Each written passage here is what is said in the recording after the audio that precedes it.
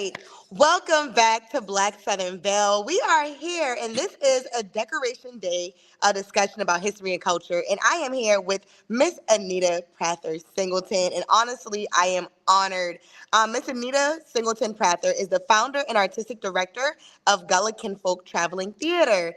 She is a native of the Sea Islands in Beaufort, South Carolina, and is the founder and the artistic director for the musical performance group called the Gullah Kinfolk Traveling Theater. She is a storyteller and a singer, and Miss Singleton Prather wrote the traveling group's four plays as well as the accompanying music. And I mean, I am honored to be sitting here with you. Your head garb is beautiful, and we are here to talk about the Gullah weekend festivities. So first, how are you today?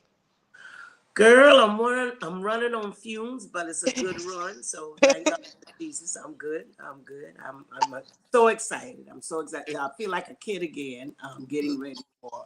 I'm gonna turn. Is it better this way or which way? Perfect.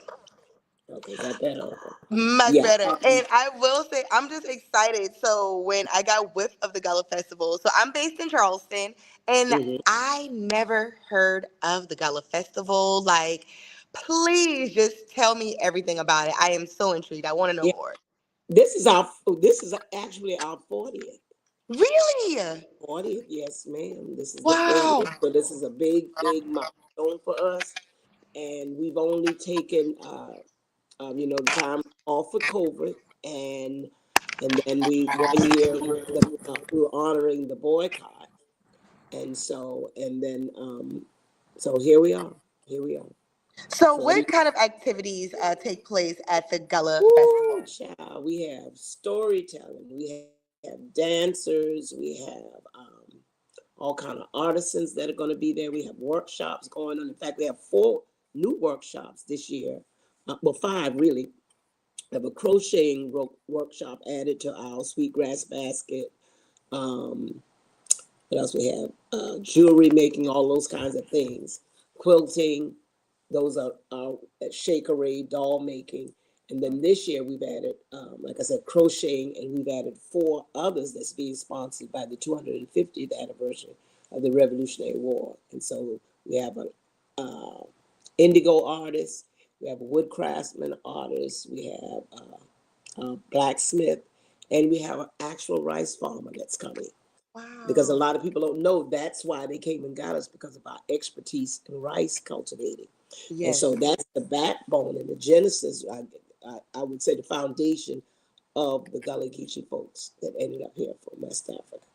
And I've had the opportunity. I've been in Beaufort maybe about 5 years ago, and when I was there, the Gullah history. Because I mean, like I said, I'm based in Charleston, so we talk about Gullah, Gullah Geechee, but I Mm. feel like the Gullah history in Beaufort is just so it's well kept. It's Mhm. archived very well, Mhm. but not only is it archived really well, you see it throughout the city. You see it Mhm. throughout the people in Beaufort, and it's Mhm. celebrated. And it's just not Yes. celebrated during this festival, but it's celebrated 365 days out the entire year. And I think that's what, yeah, and I think that's what made me so Mhm. fascinated about it. And I was like, I need to go back. So, um, can you tell the audience, because we may have some younger people who don't know about the Gullah culture. So, what does Gullah mean, and what is the Gullah experience? I'm going to give you our Pearly Sue running definition of Gullah.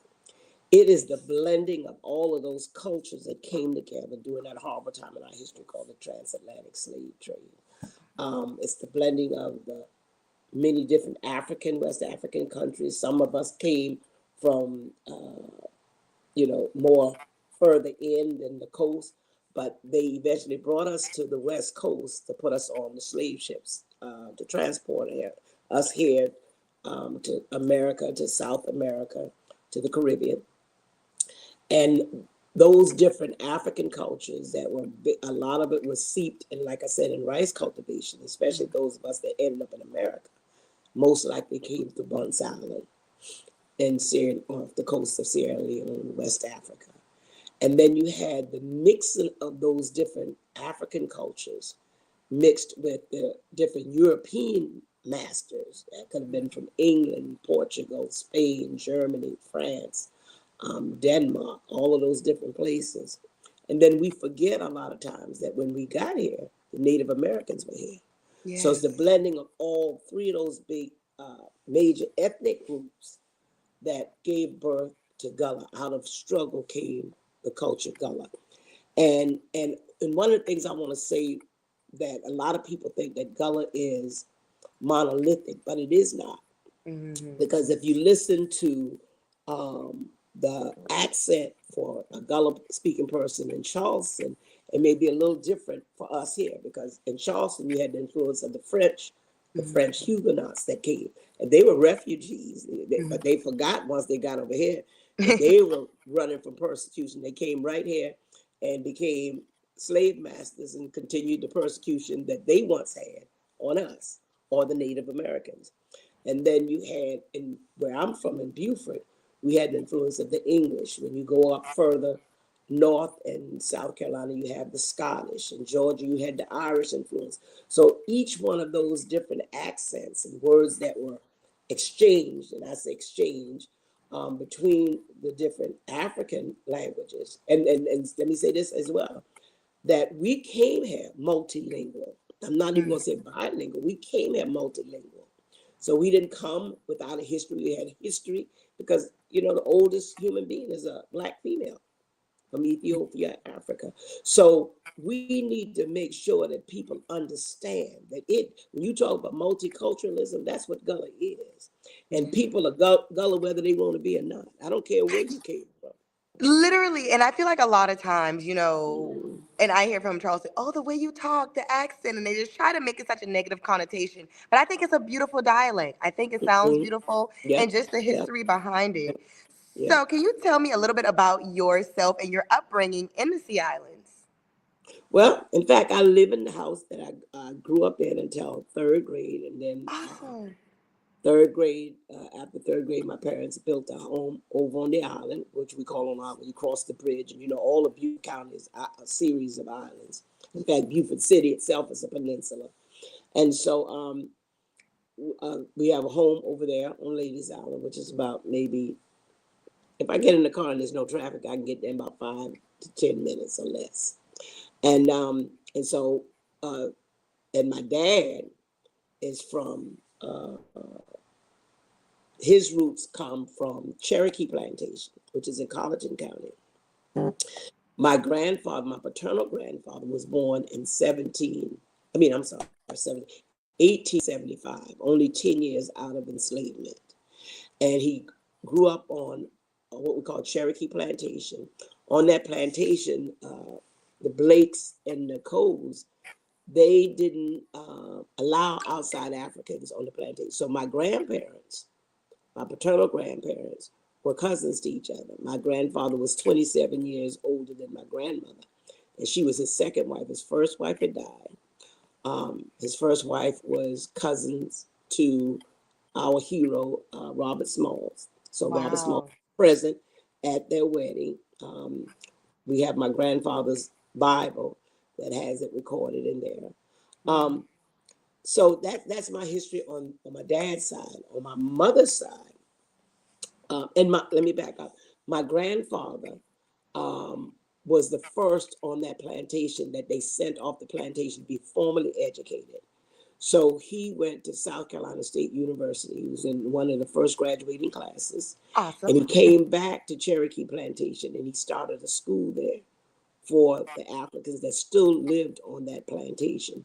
And my first cousins and those lived on that same plantation with some of the plantation cabins, enslaved people's cabins, still intact until the mid 70s. And Wow. their father finally bought some property that was off of the plantation, near the plantation, but off of the plantation, and built a home there. And so my father and his brother, they were graduates of Tuskegee. My aunt, who was my dad's oldest sister, she also graduated from South Carolina State. And he bought property in Beaufort County, right there on the main highway on Trask Parkway. And he started a school over here. And so my aunt ran the school here in Beaufort County, and he ran the school over in Colleton County. He also had bought enough property to farm. So he was also a farmer, and he used to, from where his property was, he was about a half a mile or so from the train track. So he would, hitch up the horse and buggy, and he would transport his goods to the railroad and load it up, and those products would be taken to New York and Philadelphia, Chicago, DC, places like that. So he was an entrepreneur as well.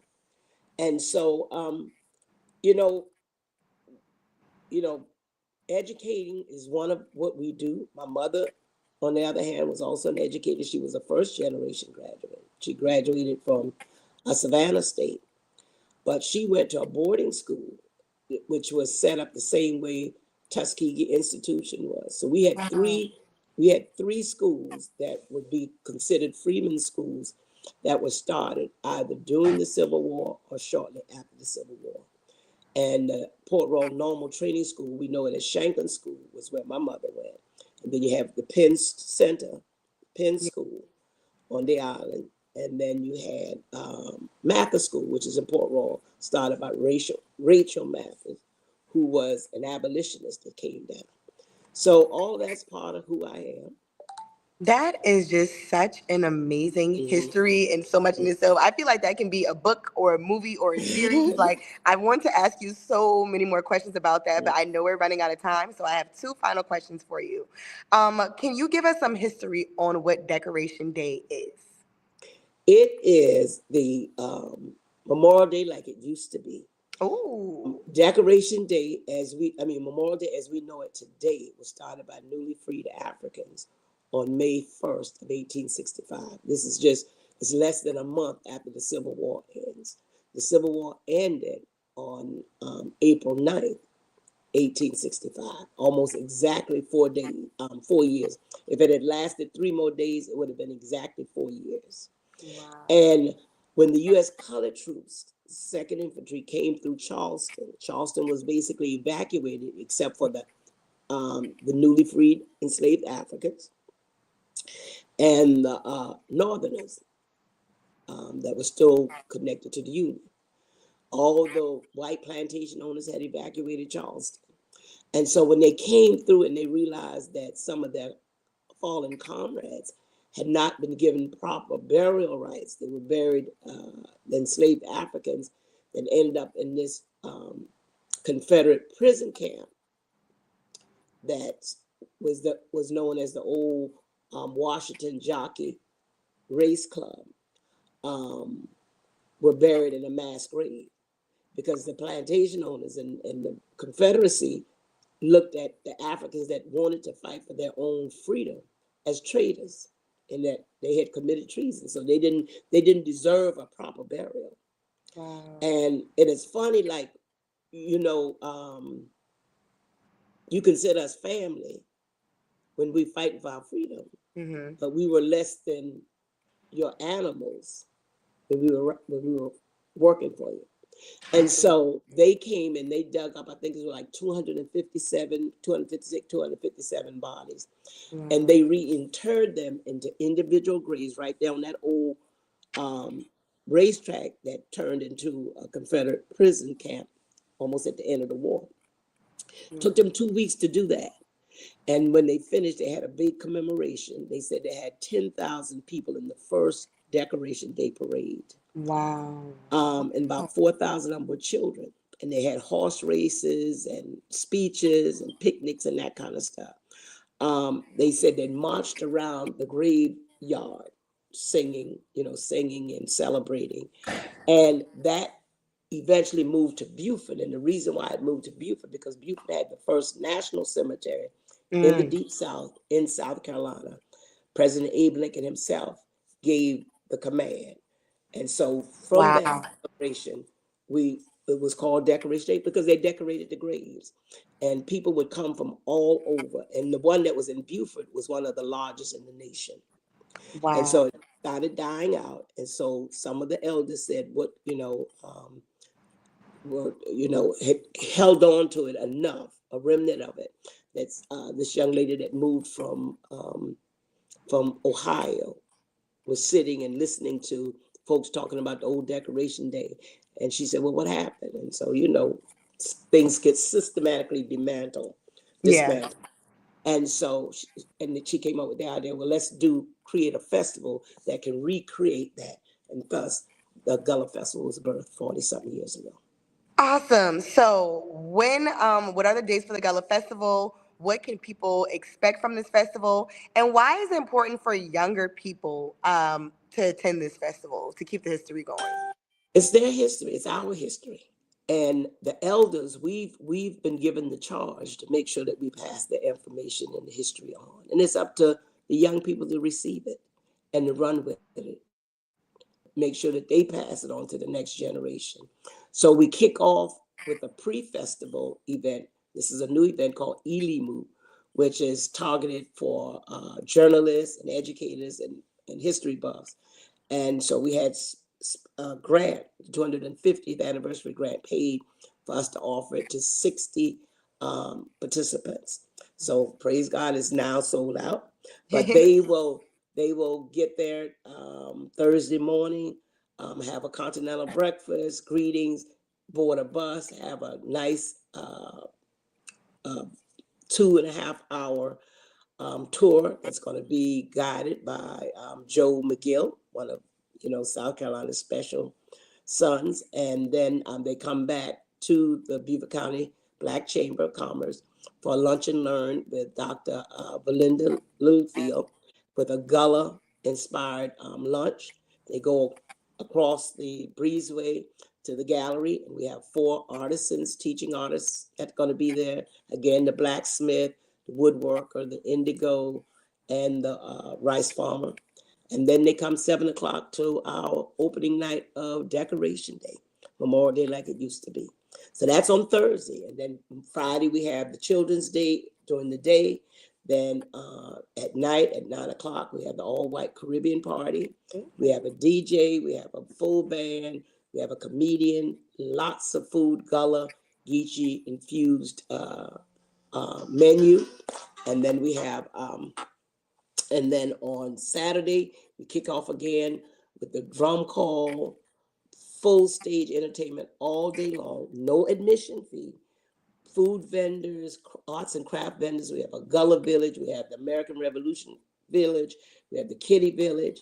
I mean, it's just stuff to do all day. And then Sunday, we come out at 9 o'clock for the hour power. And then 2 o'clock again, we kick off the main stage entertainment. And we'll go till 8 o'clock on Sunday night. And you can stay over and actually get to witness the Decoration Day / Memorial Day Parade and the Memorial Day service in our National Cemetery. So it's a full weekend of history, entertainment, family reunion, loving on one another, and just enjoying who God has blessed us to be. Amen. I just love that so much. This sounds like such an amazing festival. I am definitely putting on my calendar to attend next year. So I'm super excited. To everyone who's going to be able to attend, make sure you take pictures and share it on social media. And when I close out, as a Gullah Geechee person and native, I got to ask you, which one of your favorite Gullah Geechee dishes? Um, Probably smothered pork chops. Ooh, come on. I'm going to go with the red rice and fried fish. Yeah, I like that. You saw a little hesitancy because I was It's so trying to many go back. options. Yeah. So Well, red rice, fried chicken, you name it. I just love rice, all kinds, tasty rice dishes. Yeah.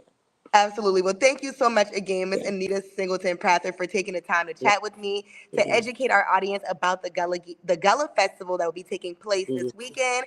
And make sure you show up. Make sure you are connecting on social media. And thank you so much, Michelle and Black Southern Belle, for letting us have this conversation. Yeah, and let me tell the young people. I know the young people is into this vegetarian, vegan eating. Yes. My granddaughter is a vegan chef that has come up with Gullah infused recipes with a vegan twist. So she'll be out there with the Green Street Vegan as well as Pearly Sue and Singleton's Gullah-licious food. So just come on out. We got a lot of stuff going on. It's just so much, so much. Make it, take it workshops. You come on and enjoy yourselves.